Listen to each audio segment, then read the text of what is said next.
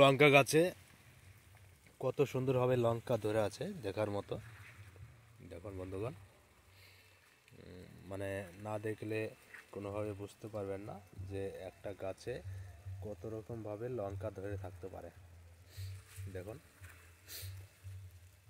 মানে ধারণার বাইরে যে কিভাবে লঙ্কাগুলো ধরে আছে, না দেখলে বুঝবেন না, মনে হয় সবই ফলসই মনে হবে। দেখুন,